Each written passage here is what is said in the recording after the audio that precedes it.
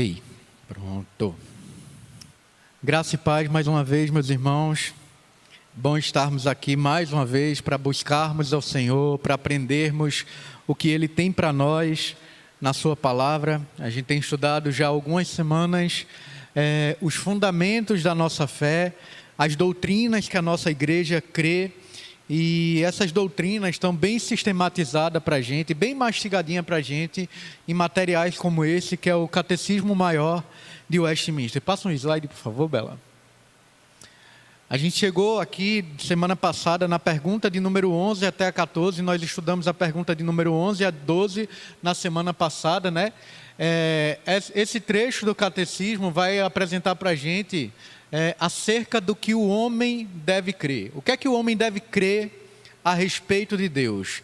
Semana passada a gente acabou de estudar o trecho sobre quem é Deus, sobre a Trindade, e começamos a estudar sobre os decretos de Deus, que vão da pergunta 13 à pergunta 14. Então, semana passada a gente viu, né, quem é Deus e quais são as pessoas da divindade.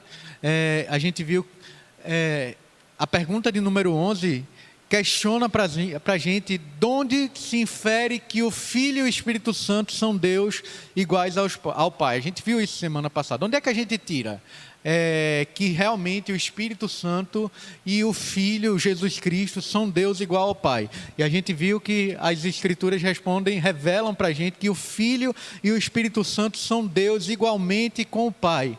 E aí a gente viu que as Escrituras atribuem tanto ao Pai, quanto ao Filho, quanto ao Espírito Santo, os mesmos nomes. A gente viu que tanto no Antigo Testamento, quanto no Novo Testamento, Jesus, o Pai e o Espírito Santo são chamados de Senhor.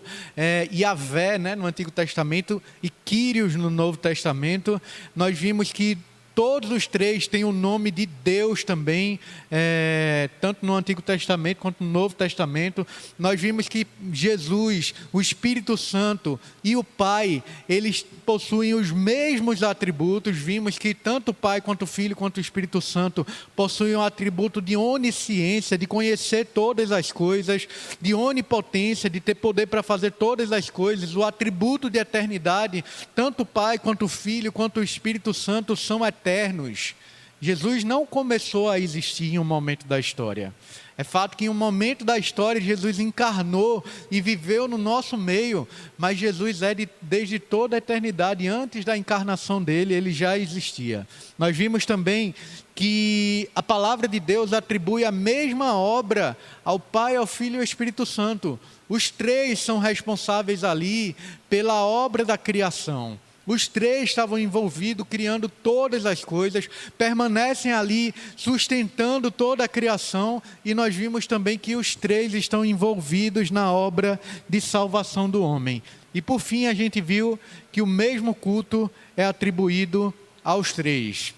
O batismo que nós fazemos é feito em nome do Pai, do Filho e do Espírito Santo. A bênção que usamos no nosso culto é feita em nome do Pai, do Filho e do Espírito também.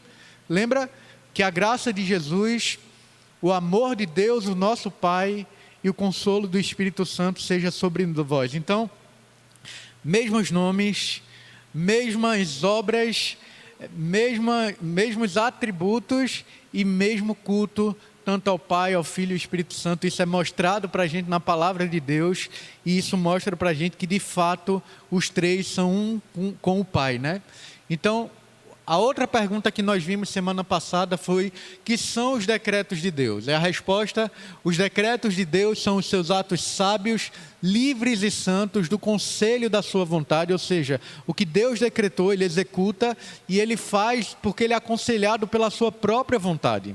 Não há nada externo a Deus que faça ele fazer o que ele quer fazer. É simplesmente por causa da vontade dele. E aí a resposta continua: pelos quais desde toda a eternidade ele, para a sua própria glória, imutavelmente predestinou tudo o que acontece, especialmente com referência aos anjos e aos homens. Então aí dá para a gente o conceito, né, de quais são os decretos de Deus, mas agora o catecismo vai começar a desenvolver isso para a gente de forma mais aprofundada. Ele fala aqui que são os decretos de Deus e ele especifica em relação aos homens e em relação aos anjos também. Próxima pergunta, que é a que a gente vai ver hoje.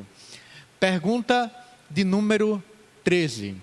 Então, já que os decretos de Deus têm a ver com o que ele decretou para os homens e o que ele decretou para os anjos, o catecismo vai agora mostrar para a gente o que é que ele decretou especificamente para os homens e o que ele decretou para os anjos. E aí a pergunta de número 13 diz para a gente: que decretou Deus especialmente com referência aos anjos e aos homens? Então, o primeiro aspecto, essa pergunta, a resposta vai ser maior. Eu dividi em partes para que a gente vá olhando a doutrina, se está de fato baseada na palavra de Deus. Mas em primeiro aspecto que trata a resposta da pergunta número 13, é sobre os anjos eleitos e eleitos para a glória de Deus. Então, primeiro trecho, a resposta a essa pergunta aí, o que Deus decretou especialmente com referência aos anjos e aos homens, é o que está aí no slide, que diz: Deus, por um decreto eterno, ou seja, não foi um decreto que Deus decidiu depois, um decreto eterno e imutável. Um decreto que Deus decidiu desde toda a eternidade, é um decreto que não muda, não tem variação. Não é que lá no momento da eternidade Deus falou, eu quero fazer isso, e ao longo do tempo Deus fale assim, não, eu vou mudar de ideia. Aquilo que eu tinha pensado lá no início eu vou mudar. Não, o que o catecismo está dizendo para a gente é Deus, por um decreto eterno e que não muda, imutável, e esse decreto unicamente do seu amor e para patentear a sua gloriosa graça, que tinha de ser manifestada em tempo devido, elegeu alguns anjos para a glória. Então, primeiro, o catecismo está mostrando para a gente que Deus determinou que alguns anjos que ele mesmo criou iriam eternamente servir para a glória dele. Eram anjos que ficariam ali naquele estado de santidade que o próprio Deus criou, e esses anjos nunca cairiam desse estado de santidade. Peço que você abra aí a palavra de Deus, como a gente sempre tem feito. A gente vai ver os conceitos do catecismo e a gente vai comparar com a Bíblia para ver se o que o catecismo está ensinando para a gente está ou não de acordo com a palavra de Deus. Então, o primeiro fundamento que essa pergunta, que essa resposta traz para a gente, está contido lá em 1 Timóteo, capítulo 5, versículo 21. Então, abra a palavra de Deus, por favor.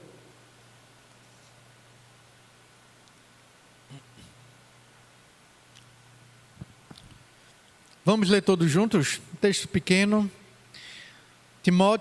Paulo para Timóteo fala: conjuro-te perante Deus e Cristo Jesus e os anjos eleitos, que guardes estes conselhos sem prevenção, nada fazendo com parcialidade.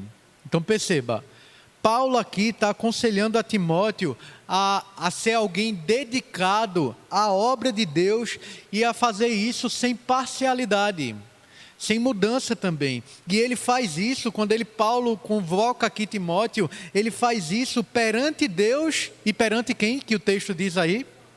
Os anjos eleitos. Perceba aí, ou seja, são os anjos que foram separados desde a eternidade no plano do coração de Deus, para o louvor da glória de Deus, para adorar o Senhor eternamente. Então, o decreto de Deus nos revela que Deus preservou alguns anjos, Deus escolheu alguns anjos para a sua própria glória.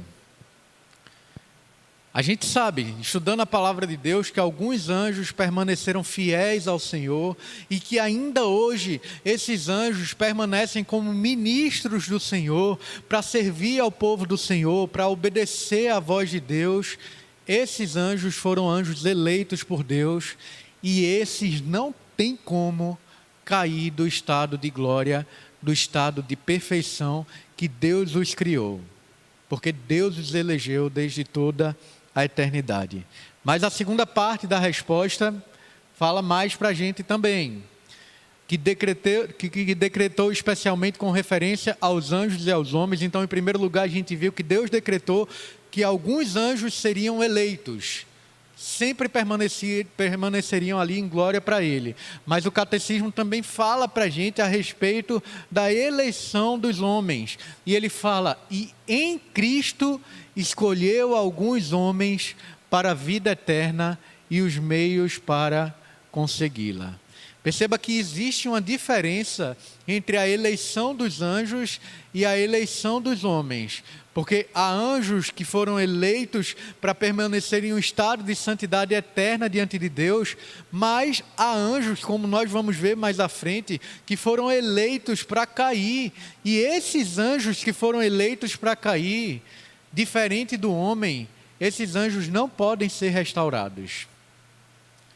Não podem.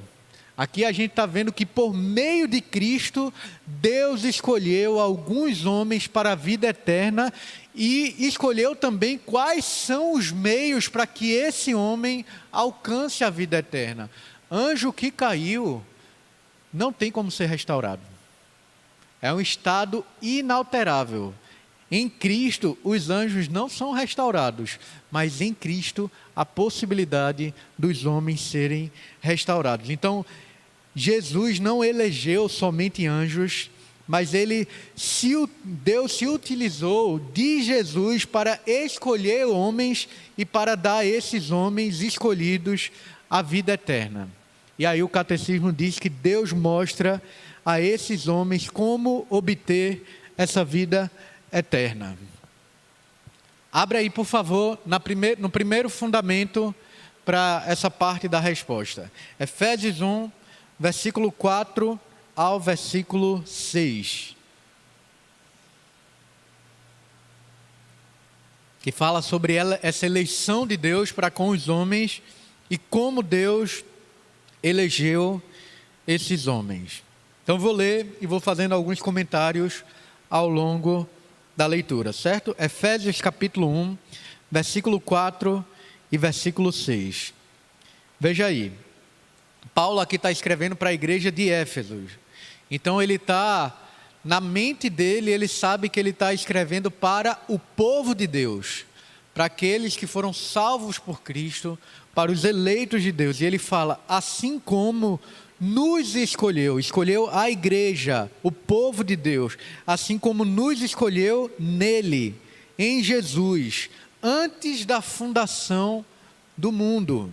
Então perceba, não foi depois que ele criou as coisas, não foi depois que o homem caiu no pecado, mas Deus nos escolheu, antes dele ter criado todas as coisas, Deus escolheu o seu povo antes mesmo que ele tivesse pecado, antes da fundação do mundo, para sermos santos. Lembra o que significa santo?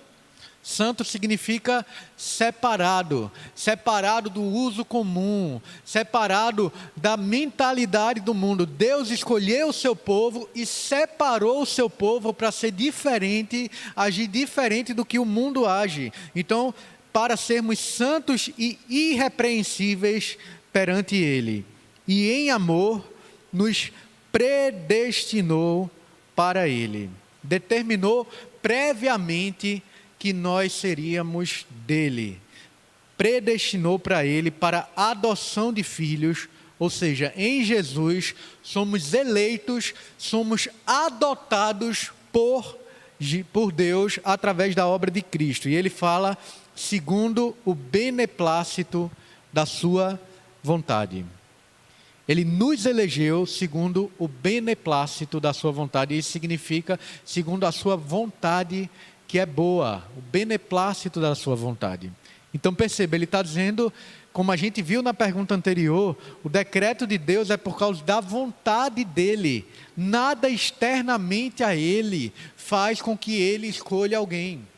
Desde toda a eternidade, ele predestinou o seu povo. E aí o versículo 6 termina, para o louvor de sua graça, que ele concedeu gratuitamente no amado. Eu sei que muitas vezes a gente pensa em predestinação como se fosse assim, olha, Deus viu que aquele homem futuramente ia aceitar ele e por isso Deus elegeu ele. Não é isso que a palavra de Deus ensina a gente. Deus elegeu o seu povo e por isso é que nós somos alcançados pela palavra dele. É predestinação. É determinação de Deus, é vontade de Deus que não está ali externa ao homem. E eu sei que isso muitas vezes é confuso na nossa cabeça, mas mais à frente a gente vai estudar, hoje ainda, se Deus permitir, o texto de Romanos 9, que vai deixar mais claro para a gente essa questão. Então aqui no texto de Efésios 1, versículo 4 ao 6, o amado nesse texto é Cristo. E é Cristo que nos separa, é Cristo que nos elege, é Cristo que nos adota, é Cristo que nos salva. Deus faz isso tudo por meio de Cristo. Então perceba, a pergunta está dizendo aqui, em Cristo escolheu alguns para a vida eterna, que é exatamente o que Paulo está falando aqui para os Efésios, e está falando também qual é o meio para conseguir essa salvação eterna, que também é em Cristo, gratuitamente. De graça. Mas vamos ver outro texto aqui que dá base para a gente a esse trecho. Abra aí, por favor, 2 Tessalonicenses, capítulo 2, versículo 13 e versículo 14. Meu irmão, mais uma vez, eu sei que eu estou falando aqui no microfone e às vezes parece que quando alguém está falando no microfone, ninguém mais pode falar. Mas agora é a escola bíblica dominical. Se você tiver alguma dúvida, pode me interromper. Pergunte, acrescente alguma coisa, algo que você já aprendeu na palavra de Deus também. Esse é o momento da gente crescer junto. Então, 2 Tessalonicenses, capítulo 2, versículo 13 e 14. Esse eu vou ler sozinho também, e aí o próximo a gente lê junto novamente, tá bom? 2 Tessalonicenses 2, 13 e 14 diz: entretanto, devemos sempre dar graças a Deus por vós, irmãos amados pelo Senhor, porque Deus vos escolheu desde o princípio para a salvação, olha como ele escolheu para a salvação, ele diz, pela santificação do Espírito, ou seja, Deus usa o Espírito para aplicar essa salvação, e fé na verdade. Lembra que Jesus diz lá em João, na oração sacerdotal, santifica-os na verdade, a tua palavra é a verdade. Ali, ó, João 17, 17, o que está no púlpito. Então, veja, no Espírito, Deus usa para salvar o seu povo. Na verdade, a verdade é a palavra de Deus, para o que também vos chamou, mediante o nosso Evangelho, para alcançardes a glória de nosso Senhor Jesus Cristo. Então, Deus nos escolheu, o texto está dizendo aqui, desde o princípio, o povo de Deus, a igreja do Senhor, os eleitos dele, nos escolheu desde o princípio para a salvação, com a finalidade de nos salvar. E os meios que Deus utiliza, como o texto está dizendo aqui, são o meio da santificação no Espírito Santo, porque é o Espírito Santo que age na gente para que a gente creia, é o Espírito Santo que nos santifica, e ele escolheu também pela fé na palavra. Então o texto está mostrando para a gente que Deus nos predestinou e Ele mesmo executa a nossa salvação por meio de Jesus Cristo, através do Espírito Santo de Deus, gerando fé no nosso coração na palavra dEle. E como o texto diz, Deus nos chama por meio do Evangelho. Esses são os meios pelo qual o eleito de Deus chega à salvação. Através de Jesus Cristo, pelo Espírito Santo que gera fé no nosso coração, na palavra de Deus. Então, através de Cristo, pela santificação do Espírito Santo e pela fé na palavra, quando ouvimos a pregação do Evangelho. Pode dizer, Bela. Exatamente. Exatamente. Isso é o processo de santificação, né? Ela está falando assim, é o Espírito Santo que convence a gente do nosso pecado. Quando a gente peca, o Espírito Santo convence a gente. E, de fato, a palavra de Deus diz que o Espírito Santo convence a gente do pecado, do juízo e da justiça. Então, perceba que o Espírito Santo está aqui atuando nessa obra de salvação totalmente. Primeiro, ele convence a gente do nosso pecado, convence a gente no sentido salvífico para que a gente creia na palavra de Deus, mas depois o Espírito Santo continua atuando na nossa vida para nos santificar. A gente peca, o Espírito Santo convence o pecado da gente. Não é só no momento da salvação que o Espírito Santo age, ele continua nos santificando.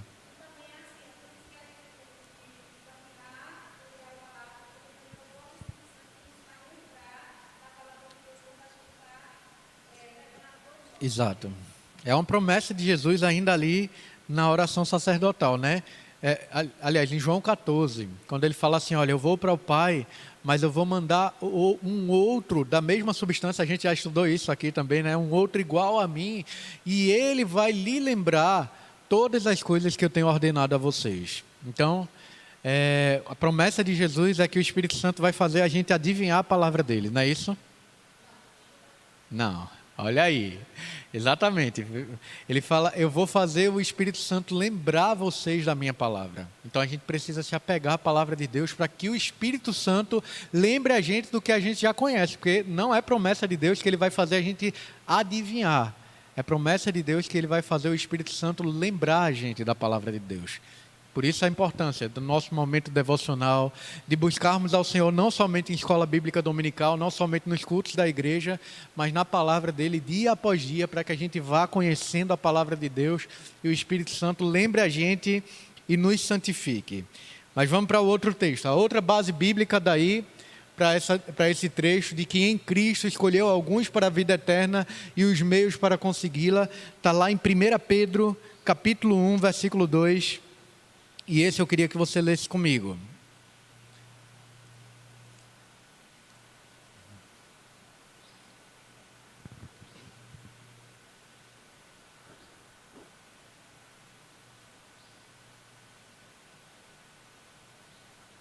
Primeira Pedro, capítulo 1, versículo 2.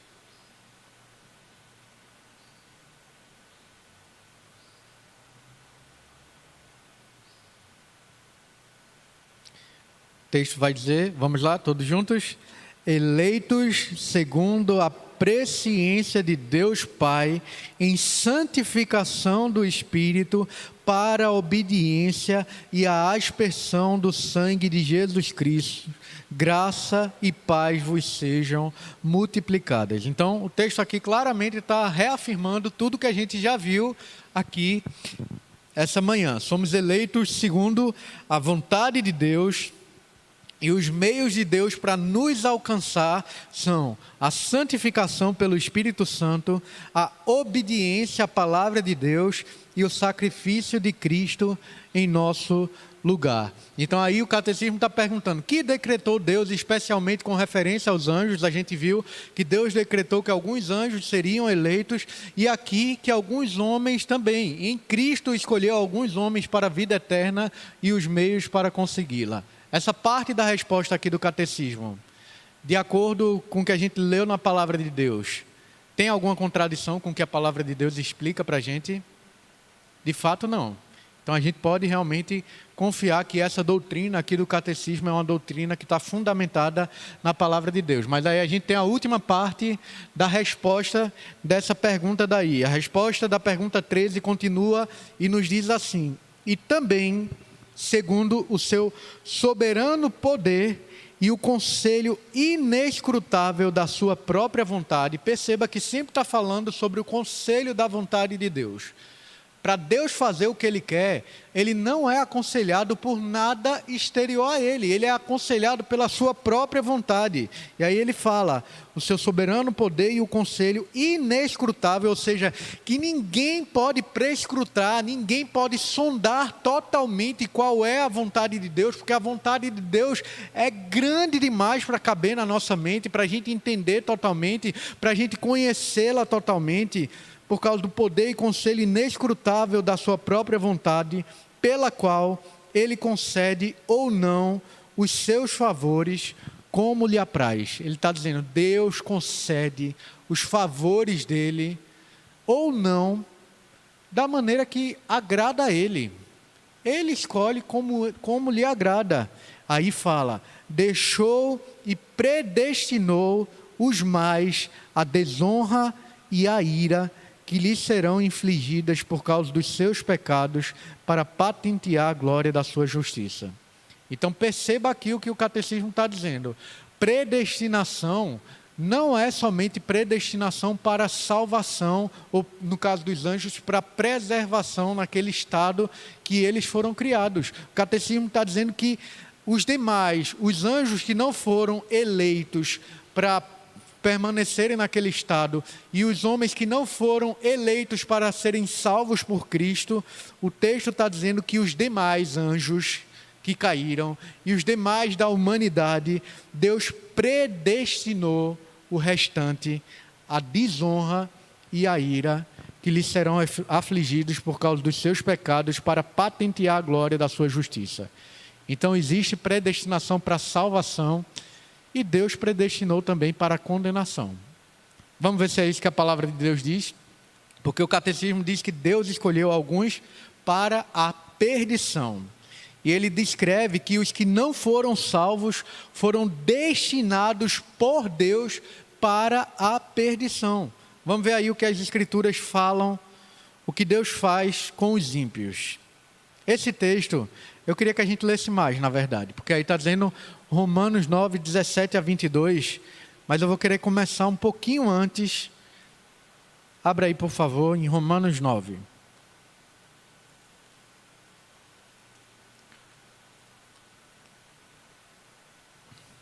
Esse foi o texto, porque por muito tempo na minha vida, meu irmão, eu criei em livre-arbítrio. Um termo que na verdade nem existe na palavra de Deus. Se a gente procurar de Gênesis e Apocalipse, a gente não vai encontrar em nenhum momento escrito livre-arbítrio. Mas predestinação está assim, ó.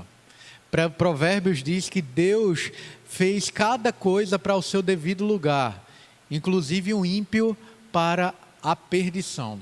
Desde o Antigo Testamento, essa é uma doutrina clara para a gente. Mas eu cresci num lar evangélico, num contexto não presbiteriano. Ali aos meus 15 anos de idade, eu fui alcançado pelo Senhor Jesus Cristo, e quando eu comecei a frequentar a igreja presbiteriana, algumas pessoas queriam me convencer dessa doutrina da predestinação, e muitas vezes até de forma violenta.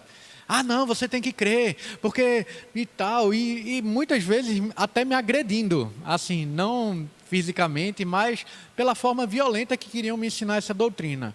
E eu lembro que chegou uma época que eu falei, olha, vamos fazer o seguinte, o fundamento da minha salvação é Jesus Cristo. Não é eu crer no livre-arbítrio, ou eu crer na predestinação que vai me salvar, não. É eu crer na obra de Jesus Cristo. Então, vamos deixar dessa chatice, porque vocês chegam a ser agressivos. Eu vou ler a palavra de Deus, e se em algum momento eu for convencido pela palavra de Deus, Deus vai me convencer. Não são vocês que vão me convencer. Eu lembro que ali eu lendo o Novo Testamento, de Mateus até Apocalipse, quando eu cheguei ali em João, pela linguagem do apóstolo João, aquilo já começou a ficar para mim, eita, parece que essa predestinação realmente é uma doutrina bíblica. Porque está dizendo que ninguém vai ao Pai, ninguém vai a Jesus se ninguém for trazido, ninguém vai ao Pai se não for trazido por Jesus. Não foram vocês que me escolheram, mas fui eu que escolhi vocês. Essa linguagem de João eu já comecei a ficar desconfiado que de fato a predestinação era uma doutrina bíblica. Mas quando eu cheguei nesse texto de Romanos 9, eu falei, realmente eu não tenho mais como duvidar dessa doutrina. O que é que eu estou querendo dizer para você, meu irmão? É uma doutrina que muitas vezes escandaliza o homem, mas é uma doutrina bíblica. Uma doutrina que deve ser ensinada sim, mas deve ser ensinada em amor, com graça, não com violência. Porque se a gente compreende uma doutrina como essa, não é por causa da nossa inteligência, Não é por causa de mérito da gente, não é porque a gente é bom e quem não entende essa doutrina é inferior a gente. Não, porque a gente só pode compreender a palavra de Deus pela graça do Espírito Santo de Deus. Então, se você não crê nessa doutrina, não se sinta inferior e peça para que, se de fato essa doutrina for uma doutrina bíblica, que o próprio Deus lhe convença pelo Espírito Santo e pela palavra dele. E se você crê nessa doutrina, entenda que foi graça de Deus que fez você entender. Então você não precisa ensinar com violência às pessoas. Você precisa ensinar com graça, com paciência. Mas vamos lá, Romanos 9. Vou ler aqui a partir do versículo 9 e vou comentando com vocês, tá certo? Romanos capítulo 9, versículo 9. O texto diz: porque a palavra da promessa é essa: por esse tempo virei a Sara e terá um filho. Lembra de quem Sara era esposa? E não ela somente, mas também Rebeca. Lembra de quem Rebeca era esposa? De Isaque. E aí Deus promete, olha, ao conceber de um só Isaque, nosso pai. Lembra quem foi que Rebeca foi mãe? História conhecida lá, Esaú e Jacó, que Esaú era o mais velho, aquele peludo que saiu primeiro, era mais rústico, mais, como a gente diria nos nossos dias, parece que era mais cabra macho, assim, raçudo, e que Jacó saiu depois pendurado no calcanhar de Esaú. Mas veja aí a partir do versículo 10 o que é que Deus vai dizer. E não ela somente, mas também Rebeca, ao conceber de um só Isaque, nosso pai. E ainda não eram os gêmeos nascidos, nem tinham praticado o bem ou o mal, para que o propósito de Deus quanto à eleição prevalecesse, não por obras, mas por aquele que chama. Veja o que ele está dizendo aqui, olha. Os gêmeos não tinham nem nascido ainda. Esaú e Jacó não tinham praticado nem bem, nem mal na vida dele, porque eles não tinham nascido. Mas Deus já tinha eleito um, e tinha eleito um para a salvação, e o outro não. Versículo ainda 12 diz: já fora dito a ela, o mais velho será servo do mais moço, como está escrito, amei Jacó, porém me aborreci de Esaú. Aqui a gente tem o que o português, a gente tem muitas professoras aqui na igreja, o que o português chama de eufemismo. Quando a gente vê aqui no aborrecer, eufemismo é quando tem alguma coisa, sabe quando alguém morre e a gente diz assim, descansou? É como se a gente estivesse querendo amenizar a gravidade de uma palavra. No original aqui, esse aborreci é odiei. E aí o tradutor usou aqui de um eufemismo para dizer que Deus se aborreceu de Esaú. Mas no texto é odiei a Esaú. Os gêmeos não tinham nascido ainda. Os gêmeos não tinham praticado coisa boa ou coisa ruim, mas para mostrar a eleição de Deus, para mostrar a predestinação de Deus, Deus já tinha dito a Sara, e a palavra de Deus diz, eu amei a Jacó e eu odiei a Esaú. Eita, eles não tinham praticado nada na vida ainda. Será que isso daqui não está falando de eleição? Será que isso daqui não está falando sobre predestinação? Se a gente for olhar a história de Jacó, na verdade, não é surpreendente para a gente que se a gente pensar assim, por exemplo, seria surpreendente para a gente que Deus tivesse rejeitado Jacó? Trapaceiro, mentiroso. A gente vai ver tantos pecados de Jacó ali. É surpreendente para a gente, na verdade, que Deus tenha amado Jacó, porque Jacó deu muitos e muitos motivos ao longo da vida dele para que Deus odiasse o estilo de vida dele de pecaminoso. Mas Deus transforma Jacó ali, porque antes que ele tivesse nascido, Deus já tinha eleito ele, tinha escolhido, eu vou amar Jacó. Pode falar, Bela.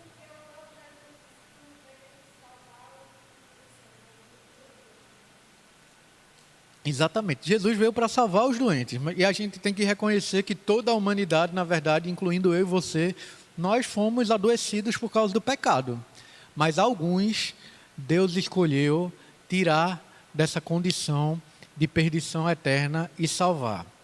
Mas vamos continuar aqui no texto, porque Paulo aqui está usando de uma argumentação como se ele estivesse conversando com alguém. Ele disse isso, olha, os gêmeos não tinham nascido e Deus já escolheu salvar um, amar um e escolheu condenar o outro, escolheu odiar o outro.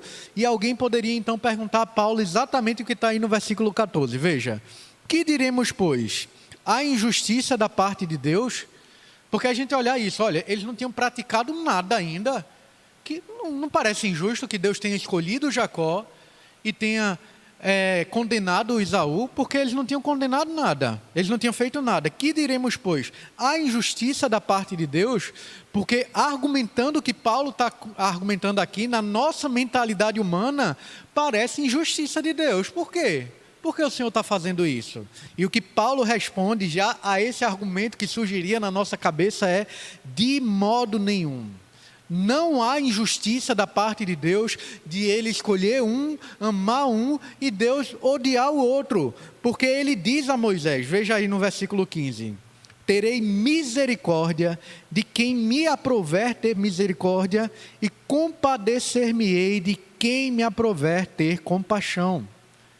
O Senhor está dizendo: eu vou ter misericórdia de quem eu quiser ter misericórdia. Eu vou me compadecer de quem eu quiser me compadecer. E agora veja o versículo 16, que coisa extraordinária. Ele diz: assim, pois, não depende de quem quer ou de quem corre, mas de usar Deus a sua misericórdia. Veja isso. Salvação, eleição, depende de quem quer, de quem corre, de quem se esforça. O texto está dizendo: não depende de quem quer ou de quem corre, mas de usar Deus a sua misericórdia.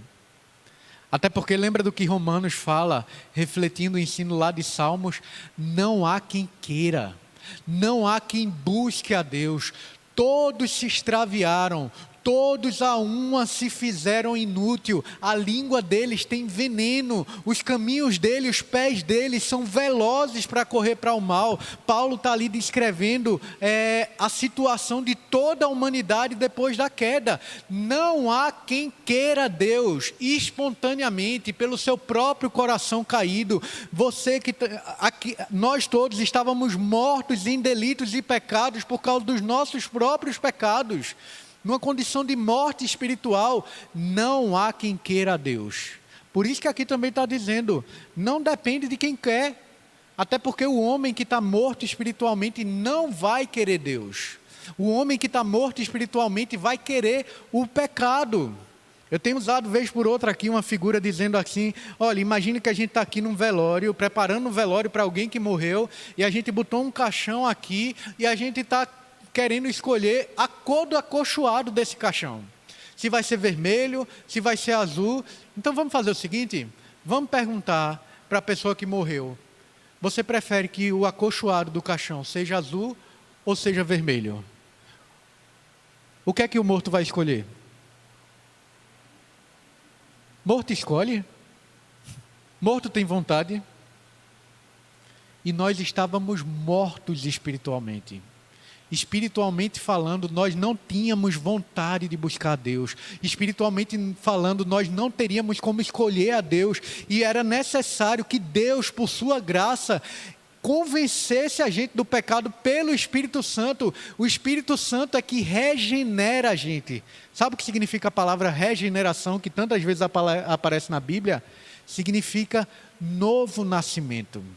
A gente está morto espiritualmente e Deus faz a gente renascer pelo Espírito Santo, pela proclamação da palavra, pelo Evangelho. O Espírito age no nosso coração e assim Ele faz a gente nascer novamente. E quando a gente nasce novamente, é que Deus, pelo Espírito, capacita o nosso coração a querer Deus, a querer buscar a Deus.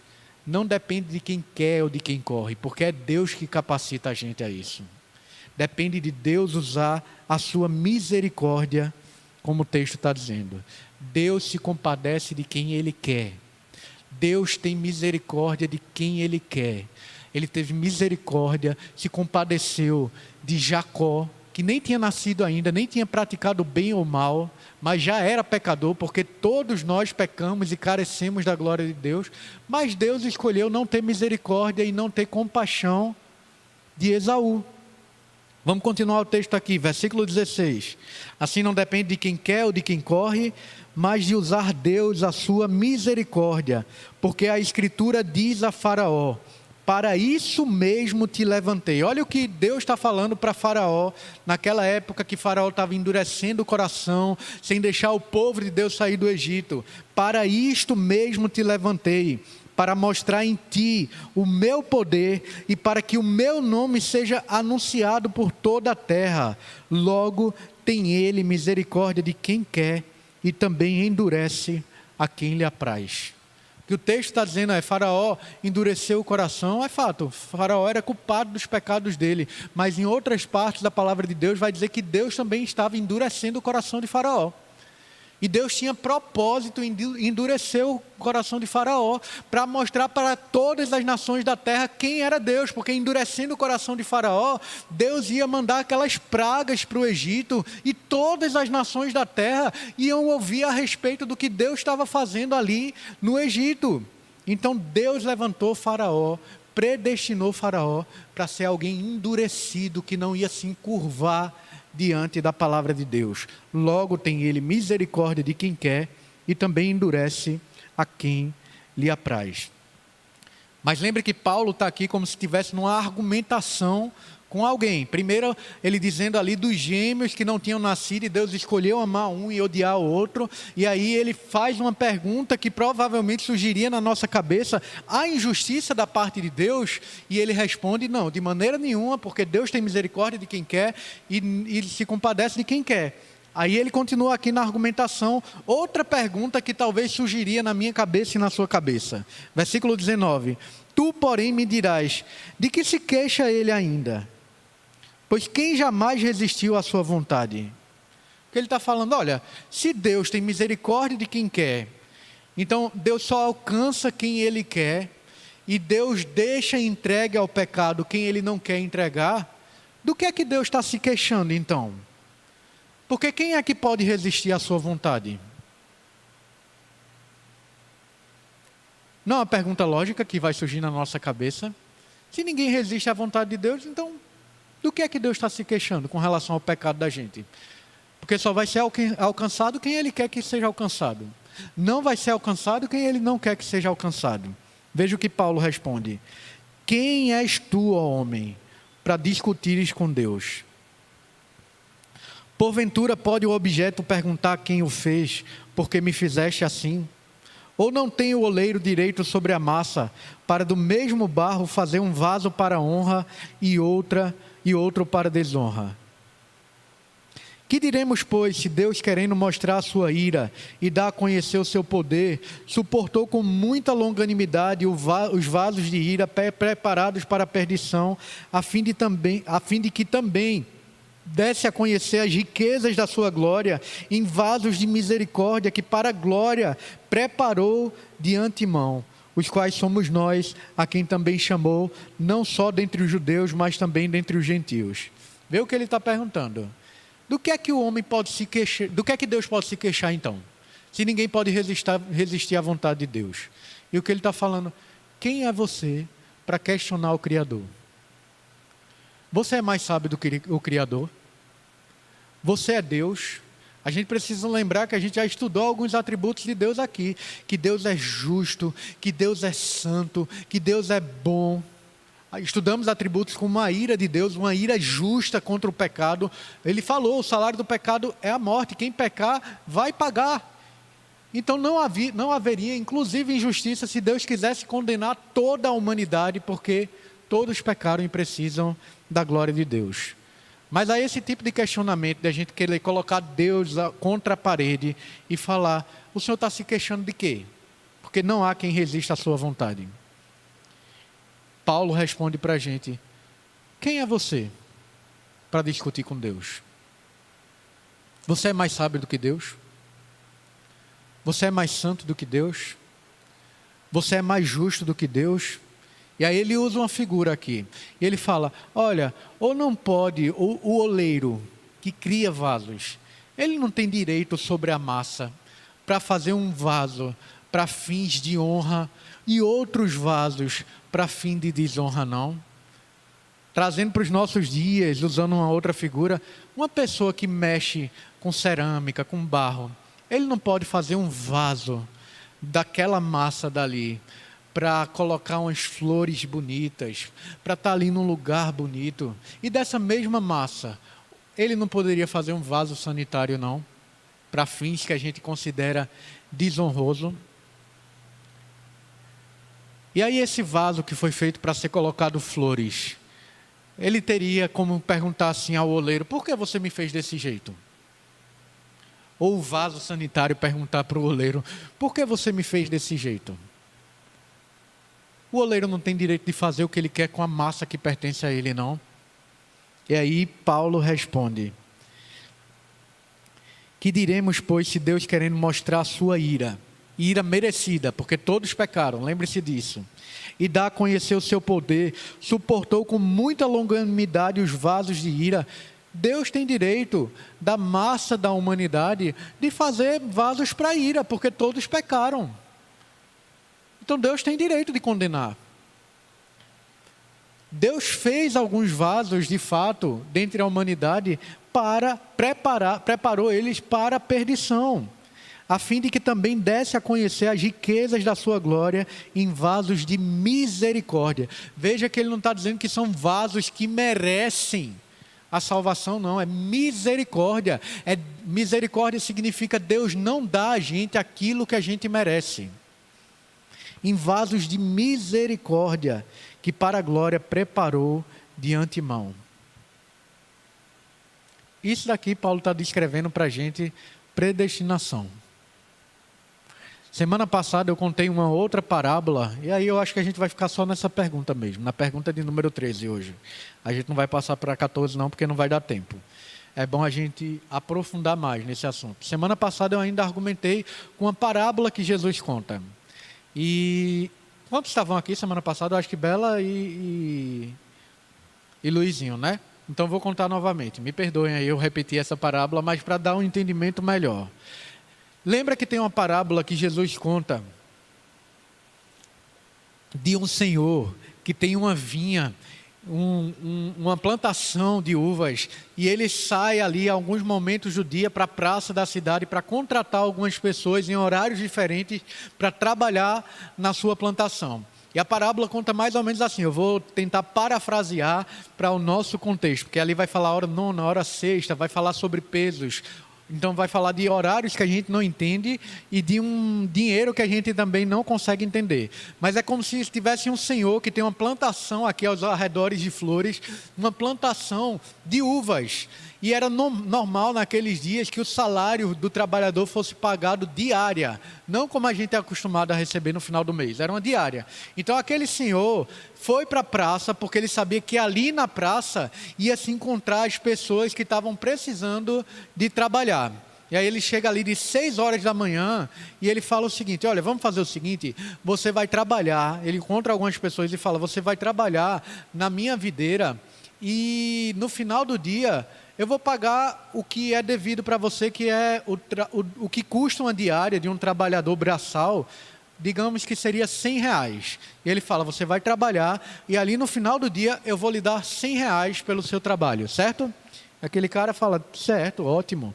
Aí depois de 6 da manhã, o senhor vê que ainda tem lugar para a gente trabalhar na vinha. E ele sai ali 9 horas da manhã novamente e fala, olha, vai trabalhar lá na minha videira, porque quando chegar no final do dia, eu vou pagar para você o que eu achar justo, tá certo? Aquela pessoa concorda e vai trabalhar. Depois de meio-dia também, ele sai novamente na praça e fala, vai trabalhar na minha vinha, que no final do dia eu vou te pagar o que for justo. E ele faz isso novamente de 3 da tarde, de 4 horas da tarde, até 5 horas, faltando 1 hora para o expediente acabar, ele contrata mais gente e fala, vai lá na minha vinha, que no final eu vou te pagar o que eu achar devido. E ele está certo. Só que chega no final do expediente, ele começa a pagar aquelas pessoas a partir daquele que ele contratou de 6 horas da manhã. E aí, aliás, ele começa a pagar pelos últimos, não pelo que ele contratou primeiro, perdão. Ele começa a pagar aquele que ele chamou faltando somente 1 hora para acabar o expediente. E aí ele chega para aquele que só trabalhou 1 hora do dia e paga R$100 para ele.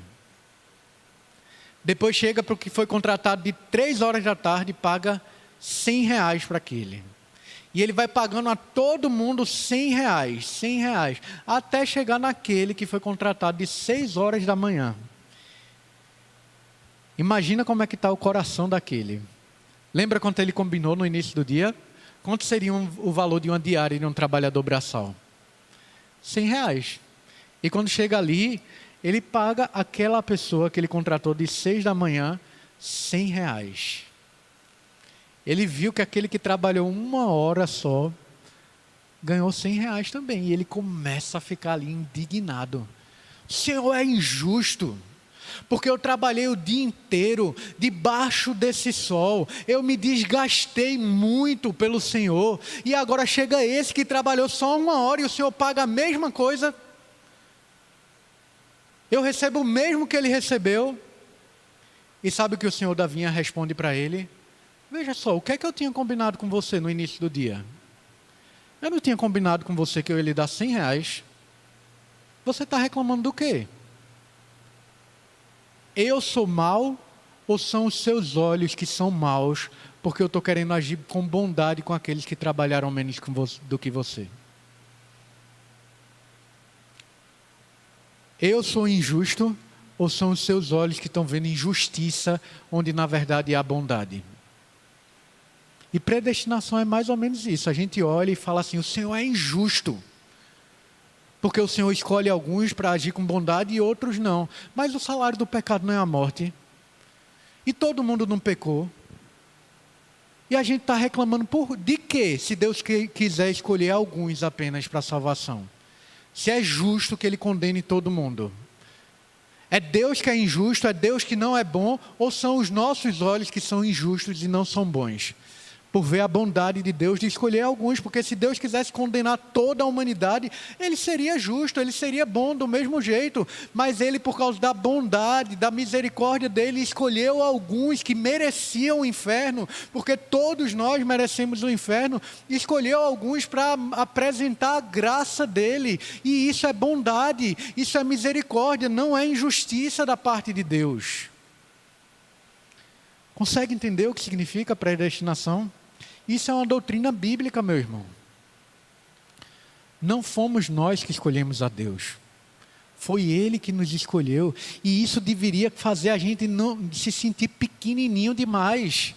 Porque não é motivo para a gente se orgulhar. Não foi algo bom que havia em mim. Não foi algo bom que existia em você. Foi a graça e a misericórdia de Deus. Eu não tenho do que me orgulhar por dizer assim, eu sou predestinado e é porque Deus me viu como eu seria bom.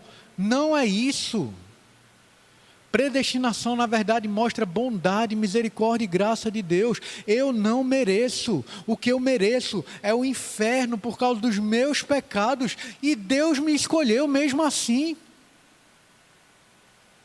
Isso devia constranger o nosso coração. Isso devia fazer a gente viver em gratidão diante de Deus. Uma vida de obediência realmente, porque eu mereço o inferno, mas Deus foi bondoso comigo.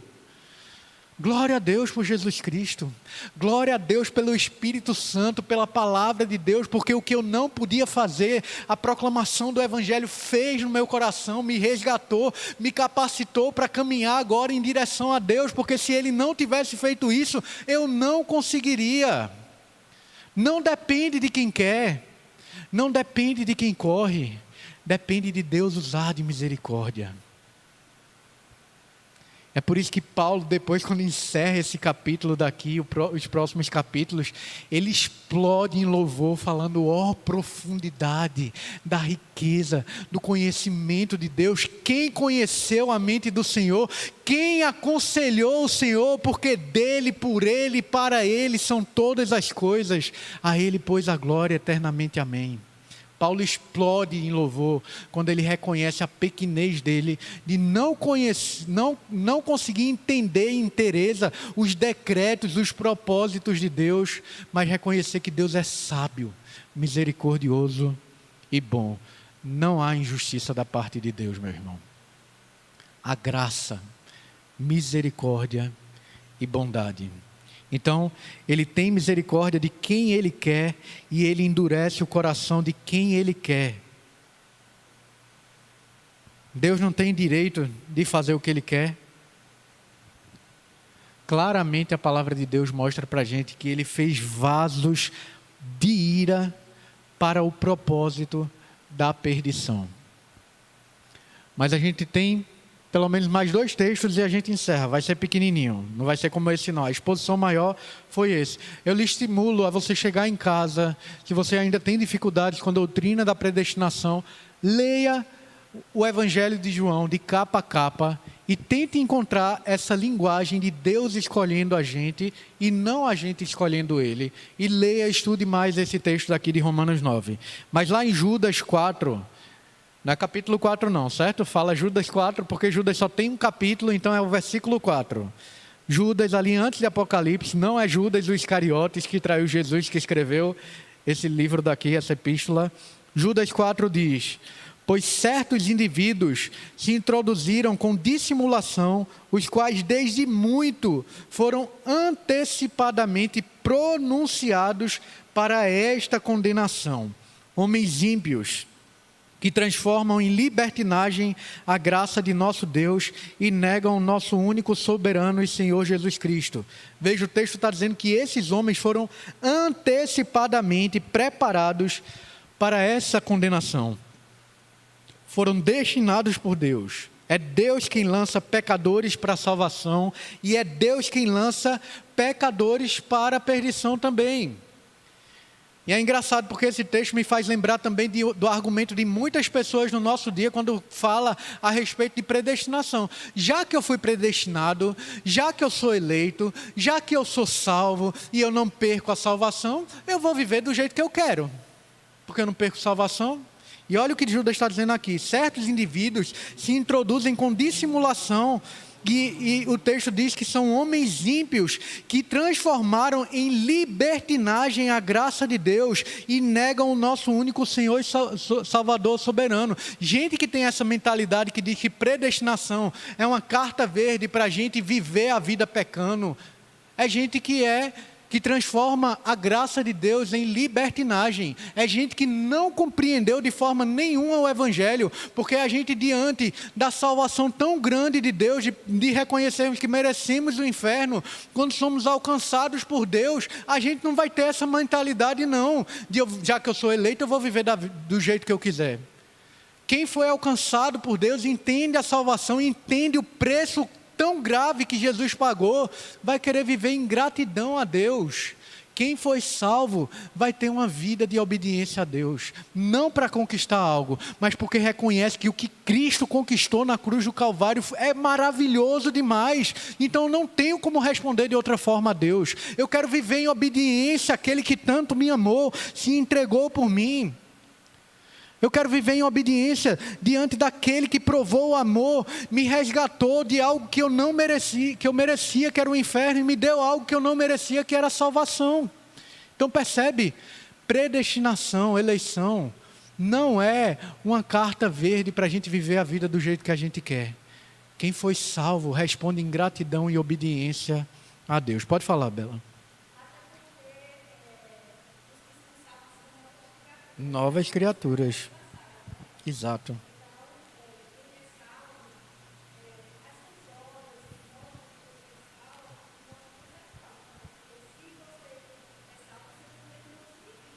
Exato.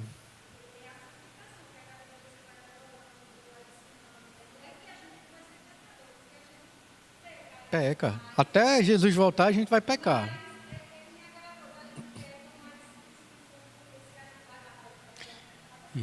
Isso, a gente não vai ter um estilo de vida de ter prazer no pecado. A gente vai pecar, mas...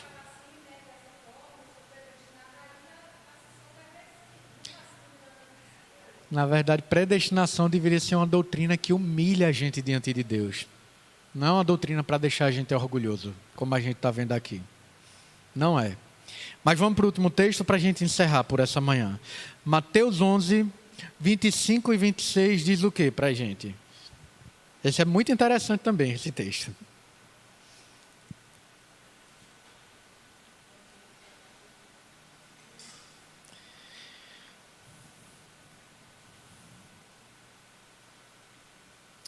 Por aquele templo exclamou Jesus: graças te dou, ó Pai, Senhor do céu e da terra, porque ocultaste essas coisas aos sábios e instruídos e as revelaste aos pequeninos. Sim, ó Pai, porque assim foi do teu agrado. Isso daqui é que Jesus estava começando a ensinar por parábolas, como um cumprimento das profecias do Antigo Testamento. Obrigado, Luizinho. Muito obrigado, meu mano.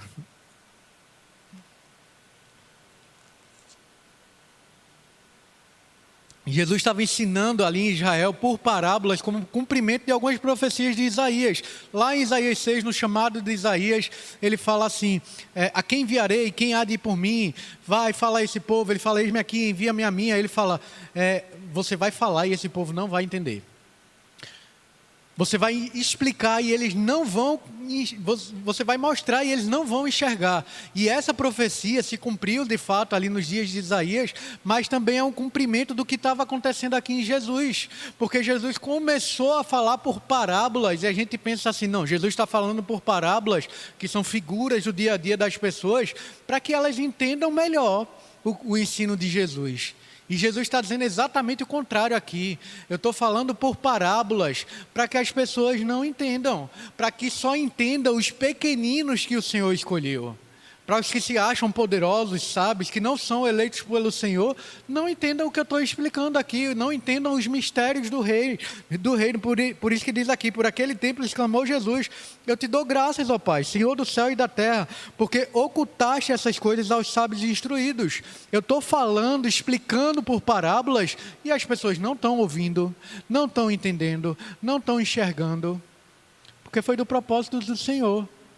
Mas aqueles que o Senhor escolheu, eu dou graças ao Senhor, porque esses o Senhor está dando entendimento das parábolas. Vê que coisa maravilhosa. É o próprio Deus que oculta os mistérios do reino aos sábios e instruídos, porque é assim que Deus escolheu, porque é assim do agrado de Deus, como Jesus está dizendo aqui. O contexto, como eu falei aqui, era Jesus pregando por parábolas. E as parábolas tinham esse propósito, de salvar os pequeninos, mas de condenar os demais que não foram alcançados por Deus. Quem Deus não quer alcançar, Ele endurece o coração como Ele fez com Faraó. Ele fala de uma maneira que as pessoas não vão entender e dá o entendimento pelo Espírito Santo àqueles que são escolhidos por Ele. Veja quantos textos falando a mesma linguagem de predestinação. Sobra espaço, meu irmão, para livre-arbítrio? Sinceramente, diante de textos como esses, que mostra que é Deus que escolhe o homem, não é o homem que escolhe a ele, é que Deus que capacita o homem, porque o homem não tem capacidade de ir buscar a Deus, não sobra espaço para essa doutrina de livre-arbítrio que nem sequer é abordada na palavra de Deus. Vamos encerrar na pergunta de número 14, ainda assim? Eu vou querer, porque vai ser bem curtinha, não vai ser extenso como esse texto de Romanos, não. Pergunta de número 13, para ver se a gente entendeu de fato o que está sendo ensinado aqui. Que decretou Deus especialmente com referência aos anjos e homens? Lembre que eu separei em várias partes essa pergunta, porque se a gente lesse todinha, a gente não ia compreender. Mas agora, analisando os textos, vamos ver se a gente entende esse texto. Deus, por um decreto eterno e imutável, unicamente do seu amor, e para patentear sua gloriosa graça, que tinha de ser manifestada em tempo devido, elegeu alguns anjos para a glória. A gente já viu isso. Anjos que não vão perder aquele seu estado de santidade. E em Cristo escolheu alguns homens para a vida eterna e os meios para consegui-la. A gente viu pela palavra, pelo Espírito, pela proclamação do Evangelho, pela obra de Cristo. e também segundo o seu soberano poder e o conselho inescrutável da sua própria vontade, pela qual ele concede ou não os seus favores, conforme lhe apraz, conforme dá prazer a ele, deixou e predestinou os mais à desonra e à ira, que lhes serão infligidas por causa dos seus pecados, para patentear a glória da sua justiça. Eu acho que agora dá para a gente entender melhor esse texto, lendo corrido, diante de tudo que a gente viu aqui. E esse texto está, de fato, de acordo com a palavra de Deus, o que o catecismo está dizendo aqui. Mas vamos para a última pergunta e a gente encerra. É sobre os decretos de Deus ainda. Como executa Deus os seus decretos? E o texto responde: Deus executa os seus decretos nas obras da criação e da providência, segundo a sua presciência infalível e o livre e imutável conselho da sua vontade. Só 2 textos aqui rapidamente. Daniel, capítulo 4, versículo 35.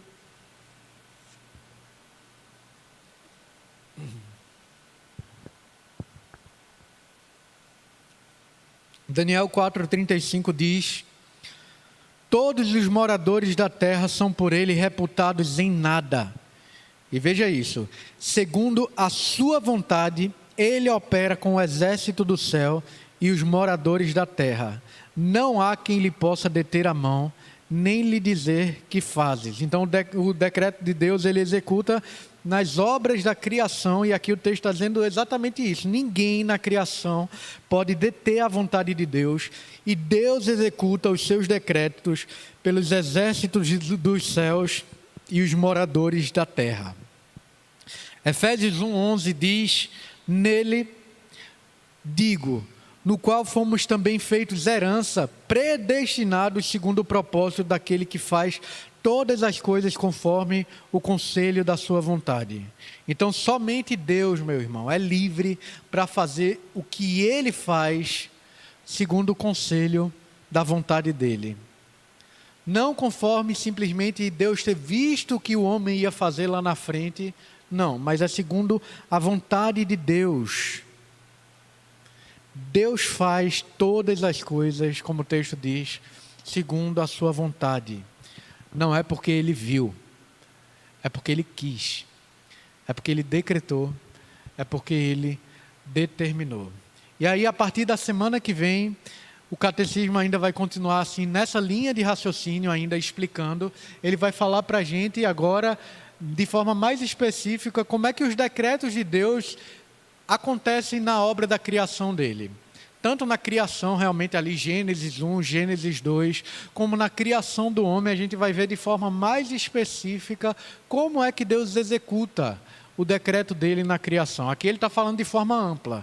A partir da semana que vem a gente começa a aprofundar mais ainda essa doutrina. E eu queria que a gente entendesse as obras da criação de Deus como que Ele criou ali de uma vez no início, na criação, e obra da providência é como Deus continua sustentando e conduzindo todas as coisas após Ele ter criado. Sabe o sol que nasce e se põe todo dia? Faz parte da obra da providência de Deus. Sabe, a gente respirar, Deus capacitar a gente para viver uma vida de obediência a Ele, faz parte da obra da providência dEle. E os decretos de Deus se manifestam tanto na obra da criação, quanto na obra de Deus continuar sustentando todas as coisas. E nós vamos ver isso a partir da semana que vem, que de fato é o fundamento da nossa fé. Queria estimular você a vir participar com a gente, porque a gente vai começar a estudar Gênesis 1, 2 e 3.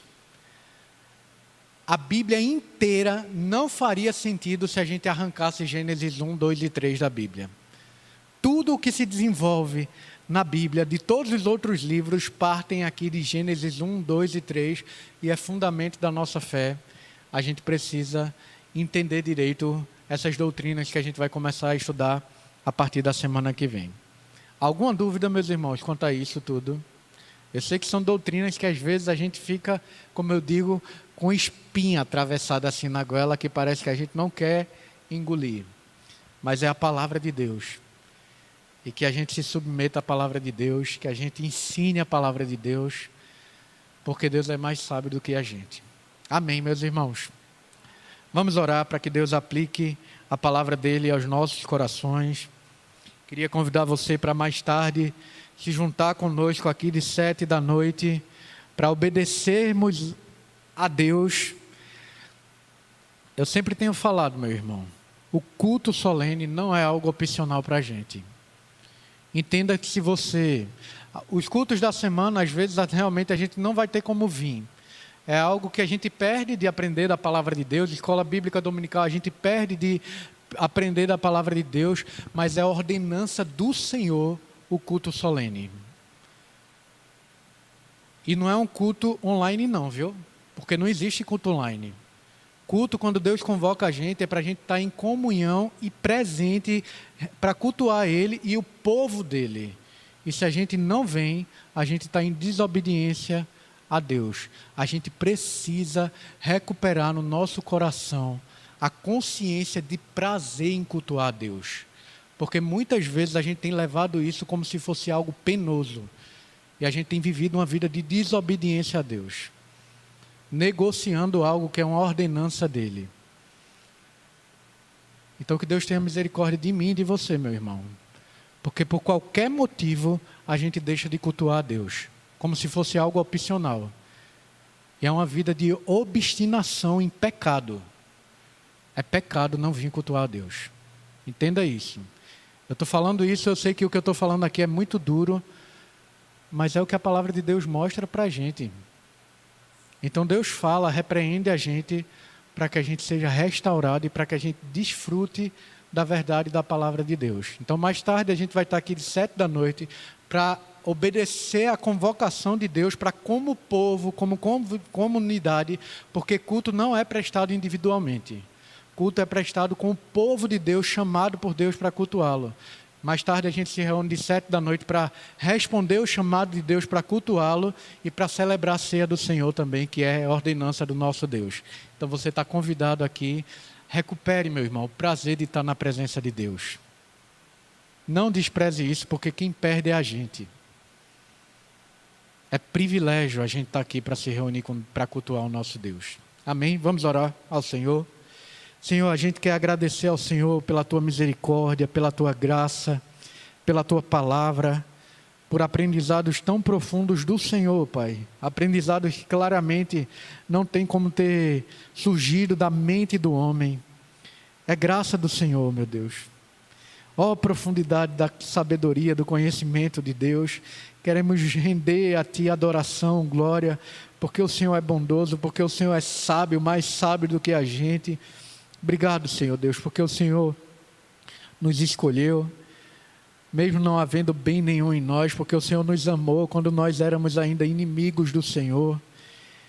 Humilha o nosso coração com doutrinas como essa, Senhor, e nos leva a uma vida de obediência a Ti, Pai. Eu te peço que o Senhor abençoe cada irmão meu aqui, cada irmão que não pôde vir, e eu te peço, Senhor, tem misericórdia de nós, Senhor. Não nos deixe entregues à rebeldia do nosso coração, e nos atrai ao Senhor, ao culto ao Senhor, Pai. Estimula o Teu povo a começar em mim, a começar em nós, a termos prazer de obedecer ao Senhor, de estarmos na Tua presença, Senhor. Perdão porque a gente despreza tantas vezes o Senhor, despreza as ordenanças do Senhor, por causa de medo, por causa de outras coisas que a gente acha mais importante do que estar na Tua presença. Tem misericórdia de nós, do Teu povo, Senhor, e perdoa a todos nós, Senhor. Abençoa esse dia, que seja um dia de fato dedicado ao Senhor, a conhecer ao Senhor, e nos ajuda, Senhor, a perceber o Senhor nesse dia e ter prazer no Senhor esse dia. É o que nós te pedimos, em nome de Jesus.